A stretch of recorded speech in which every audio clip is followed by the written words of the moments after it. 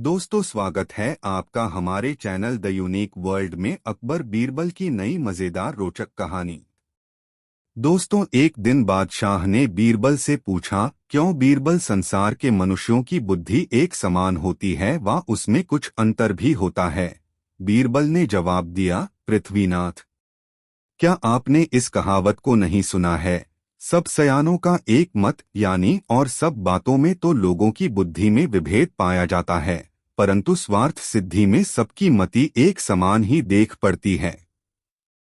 बादशाह बोला, भला यह कैसे हो सकता है कि बुद्धि तो जुदी जुदी हो और विचार सबका एक हो? बीरबल ने कहा, पृथ्वीनाथ, हाथ कंगन को आरसी क्या? यदि आपको प्रमाण की आवश्यकता हो तो मैं कल ही सिद्ध करके दिखला देने को तैयार हूँ। बादशाह ने कहा, बहुत बेहतर। दूसरे दिन प्रातःकाल बीरबल ने बादशाह की अनुमति प्राप्त कर सरकारी बगीचे का एक बड़ा हौज जो पानी से लबालब भरा था रिक्त करवा दिया और सारे नगर में ढिढोरा पिटवा दिया कि सब लोग अपने अपने घरों से एक एक घड़ा दूध लाकर हौज को भरें। फिर हौज के ऊपर एक सफेद चादर बिछवाकर उसे भलीभांति ढक दिया। ऐसी तरकीब कर बादशाह को देखने के लिए बुलवा भेजा। समय रात्रि का था। लोगों ने विचार किया कि जब हौज में इतना घड़ा दूध पड़ेगा तो भला उसमें एकाध घड़ा जल छोड़ देने से खराबी क्या खराबी होगी। इसी विचार से प्रत्येक घरों से दूध की जगह पानी ही डाला गया। अंधेरी रात में किसी को भी न सूझा कि हौज में सभी लोग पानी ही छोड़ रहे हैं।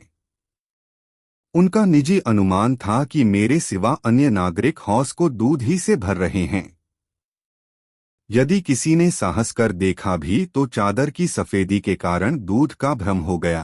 पानी तो नीचे छिपा हुआ था। जब सवेरा हुआ तो बादशाह बीरबल के साथ हौज का दूध खने के लिए गया। बीरबल ने बागवान को हौज की चादर ठाने की आज्ञा दी। जब चादर उठा दी गई तो औज एकदम पानी से भरा हुआ निकला। उसमें दूध गलेश मात्र भी नहीं था। यह अजीब तमाशा देखकर दशाह दंग हो गया और उसकी समझ में न आया कि आखिर मामला क्या है। जब बीरबल से उसका कारण छा गया तो वह बोला, गरीब परवर, आपने अपनी आंखों खलिया अब भी सब सयानों का एक मत वाली कहावत आनने को तैयार हैं व नहीं? बादशाह ने सशंक होकर उत्तर दिया, बीरबल, कहावत ओ अक्षरशः सत्य प्रतीत होती है, परंतु फिर भी मैं नत्या संतुष्ट नहीं हुआ हूँ, अतएव इसमें और भी खोजबीन करने की आवश्यकता प्रतीत होती है। अब मैं उसका वयं अन्वेषण कर लूंगा, तुझे कुछ करने की आवश्यकता नहीं है। बीरबल तो हृदय से बादशाह का भक्त था, इसलिए चुप हो गया। दूसरे दिन जब बादशाह सोकर उठा तो उसे वही आत वाली धुन समाई। वह अन्वेषण करने के अभिप्राय के भेष बदलकर नगर की तरफ चला। कई चक्कर काटने के बाद उसको एक मकान दृष्टिगत हुआ। इसकी दीवारें बहुत ऊंचों न थीं और न कोई टीम टाम की सजावट ही थी, परंतु मकान खूब साफ सुथरा था। बादशाह ने इसी मकान को अपने अन्वेषण का केंद्र ठहराया और द्वार पर पहुंचकर कान की घुंडी खड़खड़ाई। किवाड़ खुल गया। भीतर से एक आदमी ने पूछा, आप कहाँ से आए हैं और आपका यहाँ किससे और क्या प्रयोजन है? बादशाह बोला, मैं एक मुसाफिर हूँ, कल का इस शहर में आया हूँ। मैंने अपना डेरा सराय में डाला है। आज नगर देखने की इच्छा से निकला तो घूमते फिरते रास्ता भूलकर इधर आ पहुँचा। थकावट के कारण मेरे बदन में पीड़ा हो रही है, इसलिए कुछ समय तक विश्राम लेकर अपनी थकावट दूर करना चाहता हूँ। बादशाह के प्रस्ताव को मकान मालिक ने स्वीकार करते हुए उसे भीतर बुला लिया और एक चारपाई दिखलाकर विश्राम करने की आज्ञा दी। बादशाह चारपाई पर जा पड़ा और मकान मालिक अपना निजी काम करने लगा। जब वह सब कामों से निपट चुका तो मुसाफिर के पास आया और उससे कुछ खाने पीने का अनुरोध किया, परंतु बादशाह ने उसके प्रस्ताव को अस्वीकार कर दिया। उससे मकान मालिक से आपसदारी की बातें होने लगीं। मुसाफिर, बादशाह भाई, कल मैं इस नगर में आकर एक ढिढोरा सुना था, क्या यह बराबर प्रति मास पीटा जाता है व इसी बार पीटा गया था? मैं बड़े आश्चर्य में पड़ गया हूँ कि इस ढिढोरे से बादशाह का क्या प्रयोजन है। मकान मालिक ने उत्तर दिया, नहीं भाई, पहले ऐसा कभी नहीं सुनने में आया था। कल ही अचानक यह नई बात सुनने में आई। मुझे इसका भेद कुछ भी नहीं मालूम है। उसने फिर पूछा, तो बादशाह इतने दूध को लेकर आखिरश करेगा क्या? मकान मालिक, भाई चाहे वह जो कुछ भी करे, परंतु मैं आपसे सत्य दो बतलाता हूँ कि मैं तो दूध की जगह हौज में पानी हो डाल आया था। मैंने देखा कि शहर में जब सभी लोगा दूध की तलाश में है तो इतना दूध कहाँ से आवेगा, और यदि हजारों घड़े दूध में एक घड़ा पानी ही डाल दूंगा तो उससे क्या होता जाता है?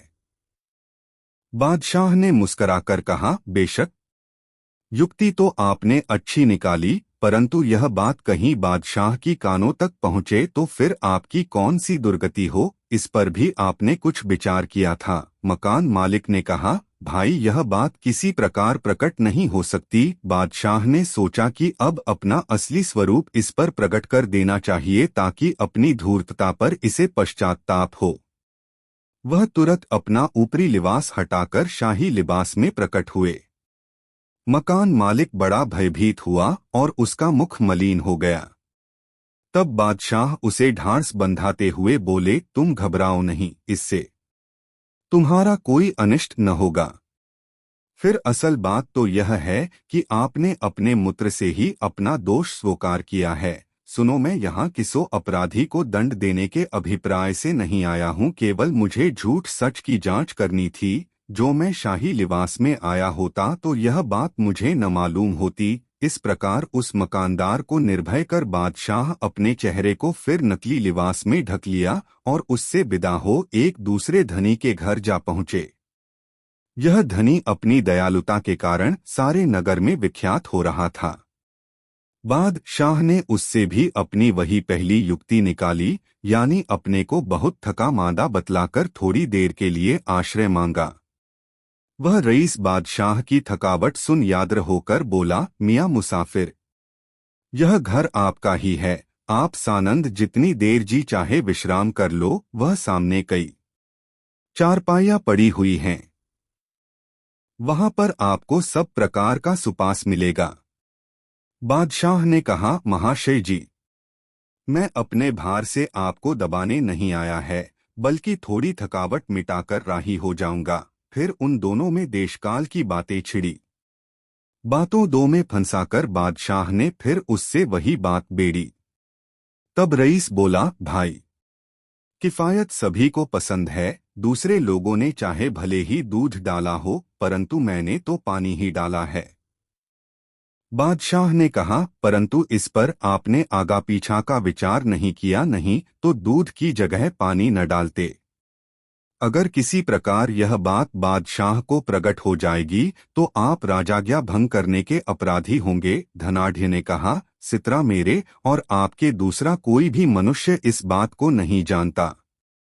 यदि तुम नहीं कहोगे तो बादशाह किसी प्रकार नहीं जान सकता। बादशाह ने अपना नकली लिबास उतार कर अलग रख दिया और उसके देखते दो असली लिबास में हो गया। काटो तो बदन में लोहू नहीं। बेचारा धनाढ़ एकदम ठिठुक गया, उसके हवास गुम हो गए। तब बादशाह उसे आश्वासन देते हुए बोला, चिंता करने की कोई बात नहीं है। जैसे आपने किया है उसी प्रकार सभी लोग अपने दो घर किया करते हैं, परंतु उसके लिए किसी को दंड नहीं दिया जाता। उसे धीरज दे। बादशाह शाही पोशाक बदलकर चला गया और बीरबल के पांडित्य की सतत प्रशंसा की। दोस्तों, कहानी कैसी लगी कमेंट बॉक्स में जरूर बताएं। जलकुंड में बरहमन। दोस्तों, एक दिन शीतकाल में कुछ लोगों के साथ बादशाह हवा सेवन के लिए नगर से बाहर निकला। वह घूमते दो एक ऐसे स्थान पर जा पहुंचा जहां एक पुराना जलकुंड जल से लबालब भरा हुआ था। उस कुंड पर आदमियों व जानवरों का समागम भी बहुत कम था। बादशाह ने अपना हाथ कुंड में डुबोया। उसका जी सन्न हो गया। उस मैदान के तालाब का जल हवा और उसके प्रभाव से अत्यधिक शीतल हो रहा था।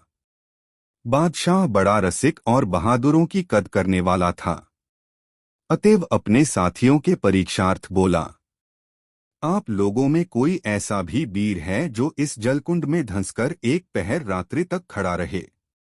किसी को बादशाह के प्रश्न का उत्तर देने का साहस न हुआ। आखिरकार फिर बादशाह ने एक दूसरी घोषणा की।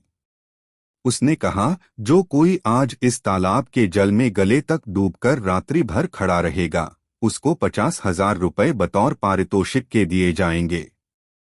फिर भी कोई मनुष्य उस जानलेवा देवा कर्तव्य के लिए उद्यत न हुआ। तब उसी गिरोह का एक ब्राह्मण, जो वस्त्रा भाव के कारण अर्धनग्न हो रहा था, बढ़कर सबसे आगे आया। उसने अपने मन में सोचा, रोज रोज की यातना से एक दिन में ही कष्ट सहकर प्राण त्याग देना उत्तम है। मैं किसी दिन भर पेट अन्न खाकर नींद भर नहीं सोता, रात दिन गरीबी की आग में जला करता हूँ, तो क्यों न इसी बहाने प्राण त्याग दूं। यदि ईश्वर सहायक हुआ तब तो कहना ही क्या है। इस पुरस्कार से आजन्म सुखपूर्वक निर्वाह करूंगा। फिर बादशाह से अपना दोनों हाथ जोड़कर बोला, पृथ्वीनाथ, मुझे आपकी शर्तें मंजूर हैं। बादशाह ने कहा, अच्छी बात है। यदि तू अपने कौल का सच्चा निकलेगा तो मैं तुझे 50,000 रुपयों के अतिरिक्त बहुत सा वस्त्राभूषण भी इनाम में दूंगा। तालाब के चारों तरफ बादशाह ने संतरियों का पहरा बैठा दिया। फिर वह दीन ब्राह्मण नंग धड़ंग होकर उस जल में बैठा और राम राम करके सारी रात बिता दी। जब सबेरा हुआ तो रुपए लेने की लालच से अपनी गीली धोती निचोड़ता हुआ गिरता पड़ता दरबार में हाजिर हुआ। साथ में वे सब पहरे के संतरी भी थे। बादशाह ने संतरियों से ब्राह्मण के सच्चे झूठे के निस्बत साक्षी ली। सबों ने एक स्वर से उसका सच्चा होना स्वीकार किया। बादशाह ने ब्राह्मण को रुपए देने की आज्ञा दी। मसल मशहूर है, तेली का तेल जले और मशालची को पीड़ा हो, परिश्रम किसने की और पुरस्कार कौन देगा, इसका ख्याल न कर कुछ कुटिल दरबारी जल गए और वे इस उपाय में लगे कि येन केन उपायन इसको यह द्रव्य न मिले। उनमें से एक सर्वश्रेष्ठ कुटिल चुपके से उठकर एक संतरी से जा मिला और उसे उल्टी सीधी सिखाकर बादशाह के यह सन्मुख खड़ा किया। वह बोला, पृथ्वीनाथ, यह ब्राह्मण तो जल में कंडा हो गया होता, परंतु इसने एक चालाकी की थी जिससे जीता बच गया। सामने पहाड़ पर आग जल रही थी, यह उसों को देखता हुआ उसकी गर्मी के सहारे से खड़ा रह गया। बादशाह बोला, क्यों, क्या यह संतरी सच कह रहा है? इस पर एक दूसरे संतरी ने भी हामी भर दी। तब बादशाह उस ब्राह्मण से बोला, देखो तुम अपने कौल पर नहीं रहे बल्कि अग्नि को देखकर रात बिताया है, अतएव तुमको पुरस्कार के रुपए नहीं दिए जाएंगे। उस उपस्थित मंडली में एक भी व्यक्ति ऐसा नहीं निकला जो उस दीन की सहायता करता। आखिरकार रोता बिलखता हुआ बीरबल के घर पहुंचा। उसका आद्योपांत समाचार सुनकर बीरबल ने उसे ढांढस दिया और उसे चुपचाप घर जाकर बैठने की सम्मति देकर विदा किया। दूसरे दिन जब बीरबल को दरबार जाने का समय हुआ तो एक नई तरकीब सोचकर निकाली। मार्ग में एक नदी का तट मिला, वहीं पर रुककर झटपट पड़ोस के गांव से एक बड़ा लंबा बांस मंगवाया और उसके सिरे पर एक काली हड़िया बांधकर उसमें पानी और थोड़ा दाल चावल छोड़कर बांस के तने को जमीन पर गाड़ दिया और उससे सटकर आग जलाना शुरू किया। जब दरबार के समय बादशाह अपनी सभा में आया तो बीरबल अनुपस्थित था। वह उसके आने की प्रतीक्षा करने लगा। जब इस प्रकार घंटों हो गया और बीरबल नहीं आया तो उसे चिंता हुई और तुरंत बीरबल को बुलाने के लिए एक द्रुतगामी दूत को भेजा। बीरबल के घर पहुंचकर उस सिपाही को विदित हुआ कि बीरबल नदी तट पर किसी कार्यवश गया है। वह सीधे नदी तट की तरफ मुड़ा और वहां पहुंचकर बीरबल से बादशाह की आज्ञा सुनाकर बोला, आपको बादशाह शीघ्र बुला रहे हैं। बीरबल ने कहा, भाई थोड़ी सब्र कर, फिर चलता हूँ। सिपाही बोला, यह आप क्या कर रहे हैं? बीरबल ने उत्तर दिया, क्या तू इतना भी नहीं समझता? मैं खिचड़ी पका रहा है। सिपाही बीरबल के चरित्रों से परिचित था, अतएव उसने उसमें कुछ रहस्य की बात समझकर हंसता हुआ चला गया। दरबार में पहुंचकर उसने बीरबल का सारा वृतांत कह सुनाया। बादशाह बीरबल से मिलने के लिए और भी उत्सुक हुआ। कुछ समय और प्रतीक्षा करने पर जब वह न आया तब उसे बुलाने के लिए एक दूसरे आदमी को भेजा। वह भी वही पहले सा सूखा उत्तर लेकर लौटा। बादशाह मिनट दो पर उसे बुलाने को आदमी भेजने लगा, परंतु बीरबल सबको यही एक उत्तर देकर लौटाता, भाई खिचड़ी पका रहा हूँ, थोड़ी देर में आता हूँ। बादशाह को बीरबल की बाट निहारते निहारते कई घंटे हो गए और दरबार का सारा काम इसी आवाजाही के कारण बंद रहा। बीरबल की ऐसी धृष्टता बादशाह को असह्य हो गई और वह क्रोध में परिणत होकर बोला, बाह मुझे प्रतीक्षा करते करते कई घंटों का समय व्यतीत हो गया और अभी तक उसकी खिचड़ी न पकी। मैं स्वयं चलकर उसकी खिचड़ी देखता हूँ। बादशाह कुछ लोगों को साथ लेकर स्वयं उस स्थान पर गया जहाँ महाशय बीरबल की खिचड़ी पक रही थी। अजीब दृश्य था। ऊपर बांस के सिरे में बंधी हुई एक काली हाड़िया टंगी थी और वह नीचे घास सुलगाकर खिचड़ी पका रहा था। बादशाह बोला, बीरबल यह तू क्या कर रहा है? बीरबल ने उत्तर दिया, पृथ्वीनाथ खिचड़ी पका रहा हूँ। बादशाह, मैं देखता हूँ कि आज तुम्हारा दिमाग घूमा हुआ है। भला आकाश में हड़िया टांगकर कहीं जमीन पर घास सुलगाने से खिचड़ी पक सकती है? बीरबल गरीब परवर। जिस प्रकार एक कोस की दूरी से अग्नि की उष्णता देखकर ब्राह्मण जल में रात्रि समय जीवित रह सकता है, उसी प्रकार मेरी खिचड़ी भी थोड़ी देर में परिपक्व हो जाएगी। बादशाह बीरबल की इस दृष्टांत भरी खिचड़ी से प्रसन्न हो गया और बोला, बीरबल अब मैं भली भांति समझ गया, तुम्हारा कहना सत्य है, अतएव दरबार में चलो। ब्राह्मण को शर्त के अनुसार इनाम दिया जाएगा। बीरबल तो केवल उतने ही के लिए नया नाटक तैयार किए हुए था। जब उसकी मंशाबर आई तो उठकर बादशाह के साथ दरबार को गया। बादशाह ने सिपाही भेजकर उस ब्राह्मण को बुलावाया और उसको अपनी घोषणा के अनुसार द्रव्य और वस्त्राभूषण देकर विदा किया। वह बीरबल को कोटि कोटि धन्यवाद देता हुआ अपने घर चला गया। दोस्तों, वीडियो को एक लाइक जरूर करें। दोस्तों, शहंशाह अकबर किसी बात को लेकर अपनी बेगम से खफा हो गए और हुक्म दे दिया कि वह महल छोड़कर चली जाएं। बेगम काफी चिंतित हो गईं और उन्होंने शहंशाह को मनाने की बहुत कोशिश की, पर बादशाह पर कोई फर्क नहीं पड़ा। बहुत सोचने विचारने के बाद बेगम ने बादशाह की आज्ञा का पालन करना ही ठीक समझा। अपनी बांदी से सामान बांधने को कहकर बेगम स्वयं बादशाह के पास आकर उनसे माफी मांगने लगी। बादशाह को उन पर थोड़ी सी भी दया नहीं आई। वह बेगम से बोले, बेगम तुम चाहो तो महल से अपनी पसंद की चीज ले जा सकती हो। बेगम की बेचैनी और भी अधिक बढ़ गई। वह समझ नहीं पा रही थी कि अब क्या करें। तभी उन्हें बीरबल की याद आई। फिर बेगम ने बीरबल को दरबार में बुलाया। बीरबल ने जब सारी बातें सुन लीं तब बेगम ने कहा, बीरबल बादशाह को खुश करने का कोई उपाय हो तो बताओ। बीरबल मुस्कराए और उन्हें एक उपाय बताकर चले गए। अब बेगम का सारा सामान गाड़ियों पर रखा जाने लगा। बेगम के लिए डोली सजाई जाने लगी। डोली में बैठने से पहले बेगम बादशाह अकबर के पास आईं और रोनी सी सूरत बनाकर बोली, जहां पनाह, जब मैं महल छोड़कर सदा के लिए जा ही रही हूं तो आप मेरी अंतिम इच्छा स्वीकार कर लीजिए। मैं अपने हाथों से आपको एक गिलास शरबत पिलाना चाहती हूं, न मालूम फिर कभी कभी आपसे मिलना हो या न हो। इस बार बादशाह अकबर का दिल पसीज गया। उन्होंने सहर्ष आज्ञा दे दी। बेगम ने आज्ञा मिलते ही बादशाह को प्रेमपूर्वक शरबत पिलाया। शरबत में पहले से ही नशीली दवा मिली हुई थी। बादशाह शरबत पीते ही नशे के कारण सो गए। मौका मिलते ही बेगम एक डोली में बादशाह को लेटाकर स्वयं उनके साथ बैठ गईं। बादशाह की नींद टूटी तब स्वयं को बेगम के साथ एक अनजान जगह पर देखकर बादशाह अकबर की समझ में कुछ भी नहीं आया। बेगम शहंशाह को पंखे से हवा करते हुए मुस्करा रही थीं। बादशाह अकबर ने बेगम से पूछा, हम कहाँ हैं और आप हमें यहाँ किसके हुक्म से लाई हैं? बेगम ने सिर झुकाकर नरम आवाज में कहा, जहां पनाह, आपने ही तो हुक्म दिया था कि मैं महल से अपनी पसंद की चीज साथ ले जा सकती हूँ।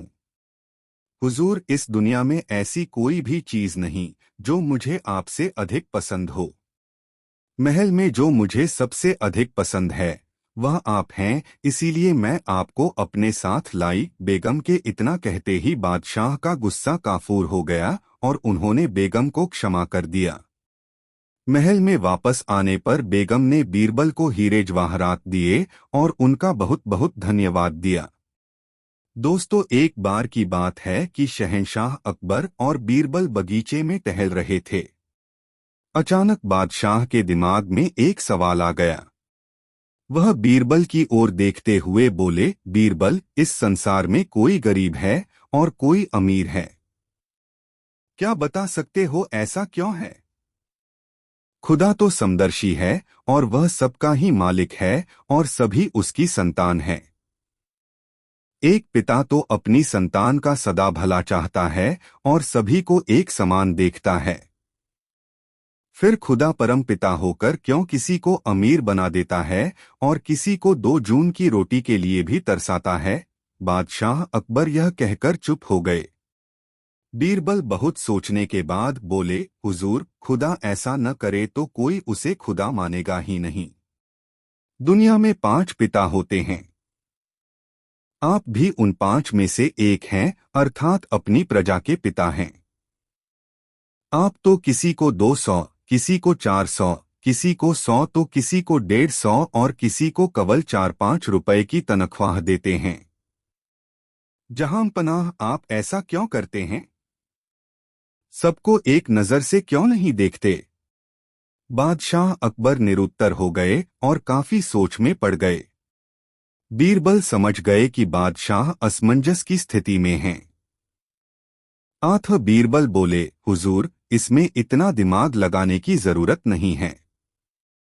जो जिस तरह का काम करता है वैसी ही उसको मजदूरी मिलती है और संसार ऐसे ही चलता है। यदि ऐसा न हो तो संसार चल ही नहीं सकता। ईश्वर कर्मों के अनुसार फल देता है। उसकी यह इच्छा कभी नहीं होती कि संसार के प्राणी दुर्हक उठाएं। ईश्वर तो सबका भला चाहता है। अब कोई उसके बताए रास्ते पर नहीं चलता है तो उसे उसके कर्मों का फल भुगतना पड़ता है। जो परिश्रम करता है, अच्छा कर्म करता है, वह धनवान बनता है और जो कामचोर होता है वह गरीब होता है। ईश्वर तो वही देता है जो हम करते हैं। हुजूर, बीरबल की बातों से अकबर बादशाह खुश हो गए और बीरबल की तारीफ करते हुए अपने महल की ओर लौट गए। दोस्तों, वीडियो को एक लाइक जरूर करें। नया दीवान। दोस्तों, यह तो किसी से छिपा नहीं है कि बीरबल अकबर का मुहल्गा दीवान था। वह उसको हर प्रकार से मात किए रहता था। एक दिन बादशाह गुस्से में था। बीरबल उसके मनोगत भावों को ताड़ न सका और बातों दो में उसको हंसी उड़ाने लगा। बादशाह को उसकी हंसी से मार्मिक वेदना हो रही थी।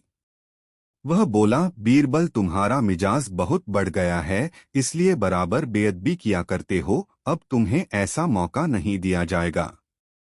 भविष्य में यदि फिर कोई ऐसा काम करोगे तो स्मरण रहे, कठिन दंड के भागी होगे। बीरबल ने अपनी बात रखने के लिए फिर कोई हंसी की बात निकाली, परंतु बादशाह ने उसे बीच में ही क्रुद्ध होकर दबा दिया। अब बीरबल को बादशाह का क्रुद्ध होना प्रकट हो गया और वह चुप्पी साध गया। बादशाह बीरबल की बेअदबी से चिढ़ गया था, जिस कारण आंखें लाल दो कर बोला, अब तुम फिर मेरे दरबार में कभी न आना, अभी दरबार से बाहर निकल जाओ। बीरबल उत्तर देना उचित न समझकर चुपके से वहां से सटक सीताराम हो गया। यह सोचकर मन में ढांस किया कि यह तो बादशाहों की गति ही है, जब काल आएगा तो झक मारेंगे और बुलावेंगे। ऐसी दो बहुतेरी कल्पनाएं करता हुआ घर पहुंचा और अपने घर वालों को सावधान कर महीनों गुम रहा। न उसकी बुलाहट हुई न फिर गया ही। इधर बादशाह ने एक दूसरा नया दीवान नियुक्त कर लिया। जब बीरबल को बादशाह का रुख बदलते न दिखलाई पड़ा तो वह चुपचाप वायु परिवर्तन करने के लिए नगर से बाहर किसी दूसरे शहर को चला गया। उसका जाना किसी को मालूम नहीं था। अपना समूचा परिवार दिल्ली में ही छोड़ गया। येनकेन प्रकारेण कई महीना बीत गया, पर न बीरबल को दरबार का समाचार मिला और न बादशाह को बीरबल का ही। नया दीवान बीरबल के टक्कर का नहीं था, इसलिए बादशाह का दिल उस पर भली भांति जमता न था। वह गुप्त रूप से एक दूसरे दीवान की खोज में था। कितनों की गुप्त छिपे रूप से परीक्षाएं ली, परंतु कोई उत्तीर्ण नहीं हुआ।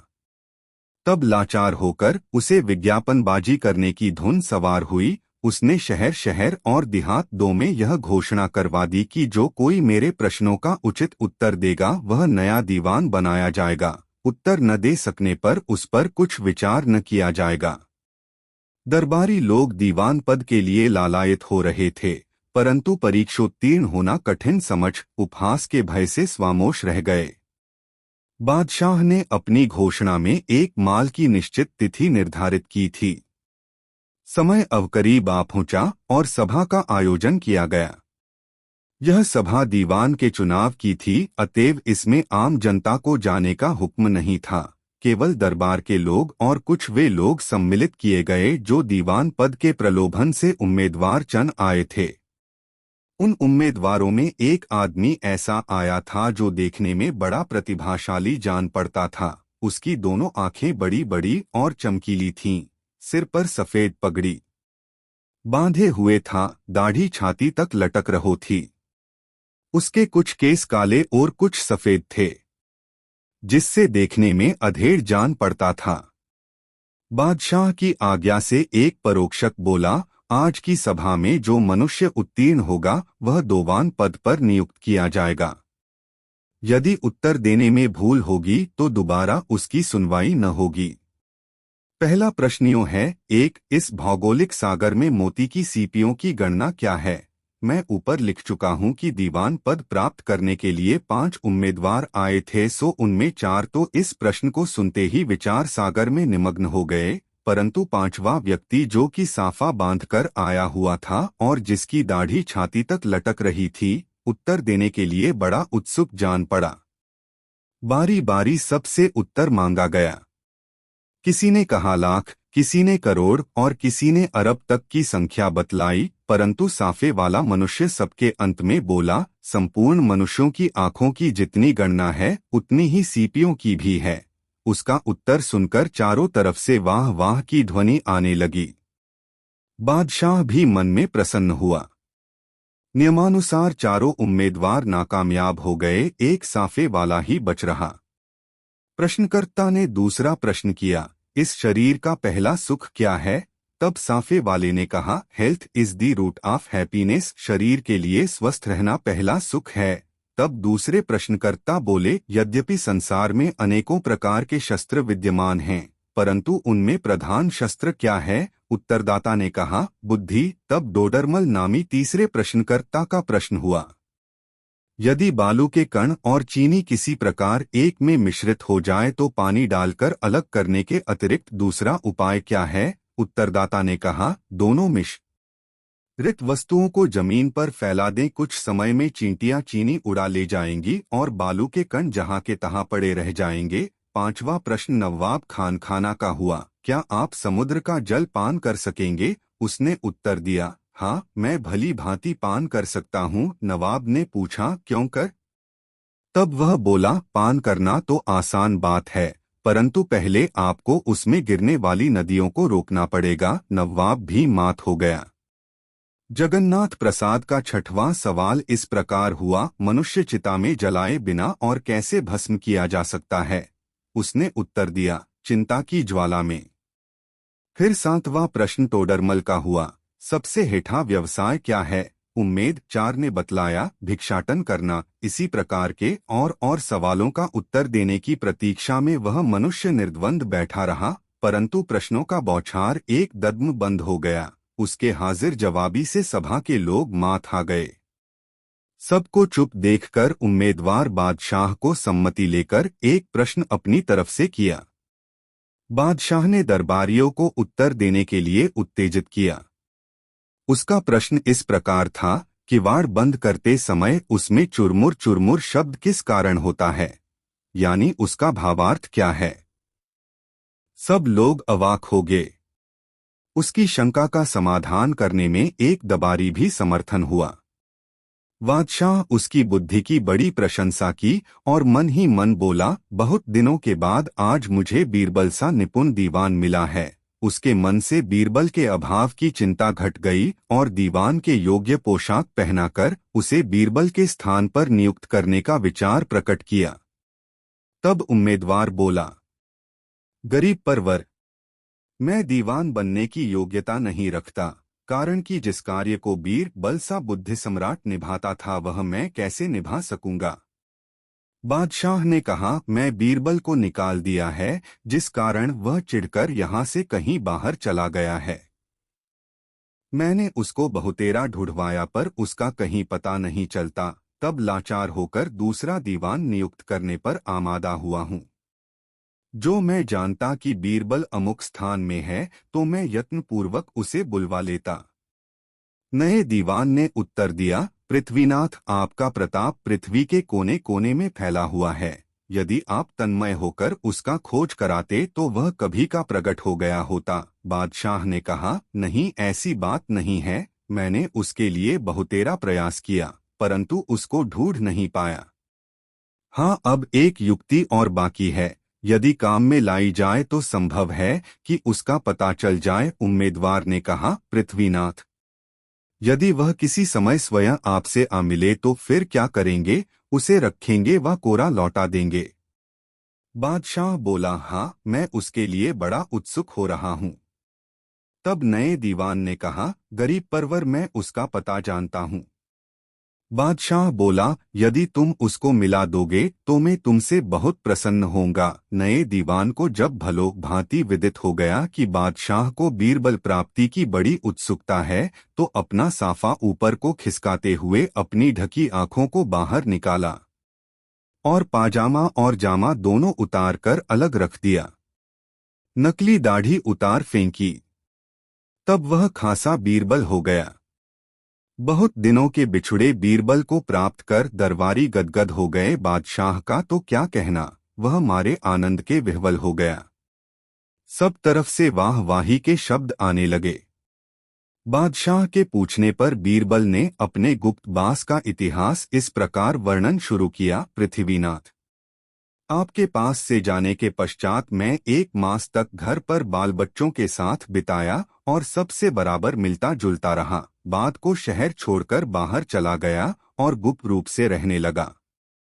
मैं रात्रि में नगर रक्षा के निमित्त भेष बदलकर गश्त लगाया करता था। इतने दिनों के अंतर्गत मैंने कितने चोरों को पकड़ पकड़ कर उनको चोरी छुड़ाई है।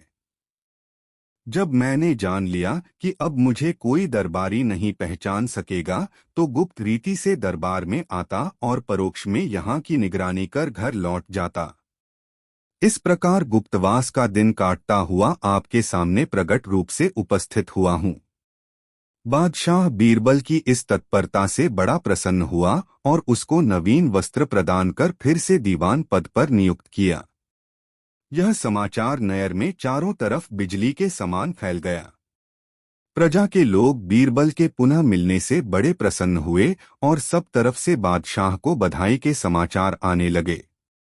दोस्तों, अकबर बीरबल की यह कहानी कैसी लगी कमेंट में ज़रूर बताएं। ऐसी और नई मज़ेदार कहानी सुनने के लिए हमारे चैनल द यूनिक वर्ल्ड को सब्सक्राइब ज़रूर करें। वीडियो अपने मित्रों को ज़रूर शेयर करें। वीडियो देखने के लिए धन्यवाद। राधे कृष्णा, श्री राधे श्याम। दोस्तों, एक दिन बादशाह अकबर ने अपने कुछ खास मित्रों को दावत के लिए आमंत्रित किया। बीरबल भी वहां थे। कई प्रकार के लजीज व्यंजन परोसे गए थे और सभी ने दावत का लुत्फ लिया। रात के खाने के बाद मेहमानों ने मनोरंजन के लिए अनुरोध किया। एक प्रसिद्ध कहानीकार को बुलाया गया। उसने अपने हास्य की कहानियां सुनानी शुरू कर दी। अकबर और उसके मेहमान कहानियों पर दिल खोलकर हंसने लगे। अकबर उस कहानीकार से बहुत खुश हुआ और उसने कहानीकार को सोने के सिक्कों की थैली भेंट की। वास्तव में बादशाह को कहानियां सुनने में बहुत अधिक रुचि थी और वह कहानीकार कहानी सुनाने में निपुणा था।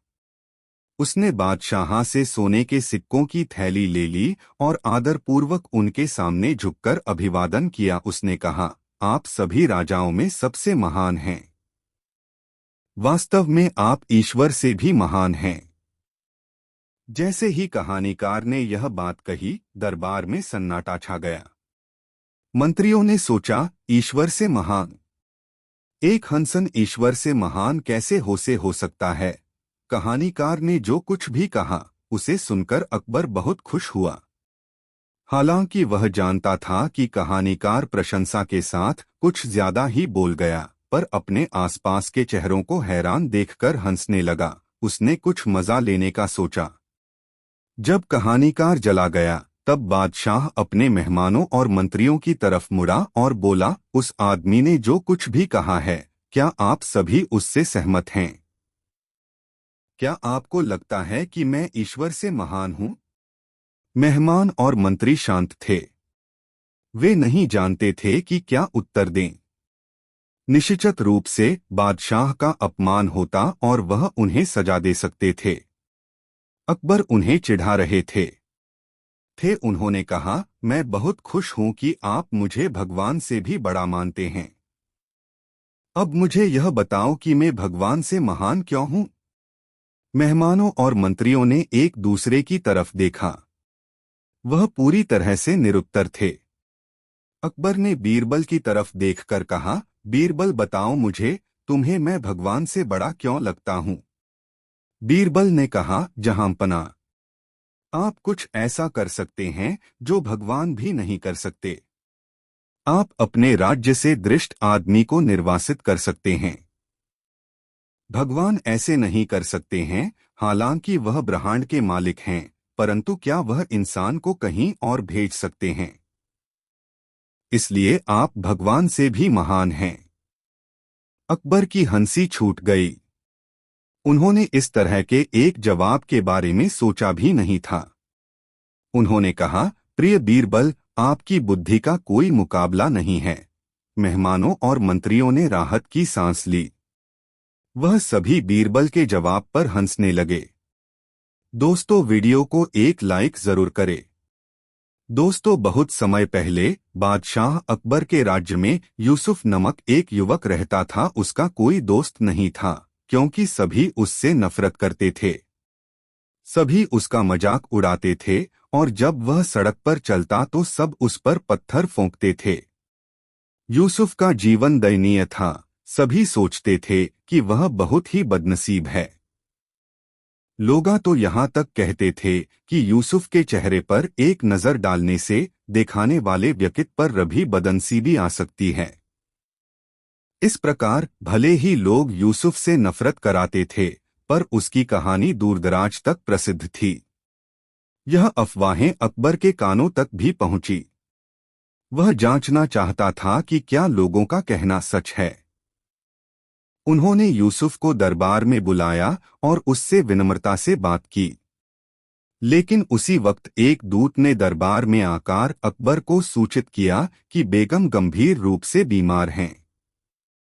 उस दूत ने कहा, जहांपना, आपसे अनुरोध है कि आप तुरंत रानी साहिबा के कक्ष में चलें। रानी साहिबा बेहोश हो गई हैं और चिकित्सकों को इसका कारण समझ नहीं आ रहा है। अकबर बेगम के पास भागे। वे पूरी दोपहर उनके बिस्तर के बगल में बैठे रहे। शाम को जब रानी साहिबा फिर से बेहतर महसूस करने लगी, तब अकबर दरबार में लौट आए। यूसुफ अभी भी उनका इंतजार कर रहा था। यूसुफ को देखते ही अकबर को गुस्सा आ गया। वे गरजे, तो सारी अफवाहें सच है। तुम वास्तव में मनहूस हो। तुमने बेगम को बीमार बना दिया है। उसने जेल के पहरेदारों को यूसुफ को ले जाने का आदेश दे दिया। बेचारे यूसुफ के पास और कोई चारा नहीं था। वह जोर से चिल्लाया और पहरेदारों से छोड़ने की विनती की।